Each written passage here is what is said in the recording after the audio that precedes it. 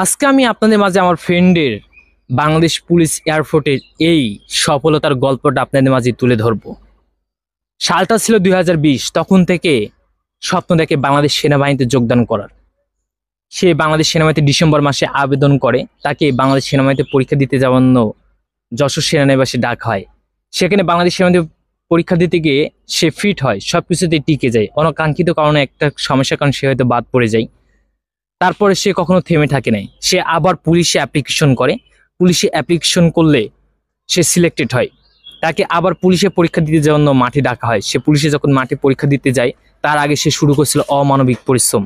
এবং আমি যখন থেকে বাংলাদেশ সেনাবাহিনীতে যোগদান করার স্বপ্নটা দেখেছিলাম, তখন থেকে আমার এই ফ্রেন্ড আমাকে সাহস জুগিয়েছিল, আমাকে অনুপ্রেরণা দিয়েছিল। আপনারা অনেকেই মনে করেন যে সফল হতে টাকা পয়সার দরকার বা সরকারি চাকরি পেতে টাকার দরকার, ঘুষ দিয়ে।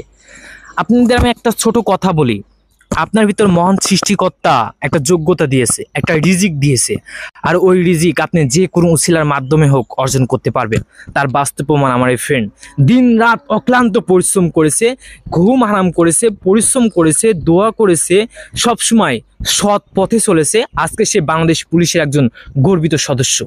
আর আমার এই ফ্রেন্ডের অর্জন মানে আমার অর্জন। আজকে আমার এই ফ্রেন্ড একটা ভালো পজিশনে আছে, আমার কাছে খুব ভালো লাগে। আমার ফ্রেন্ড ভালো পজিশনে আছে, আমিও আলহামদুলিল্লাহ একটা ভালো পজিশনে আছি।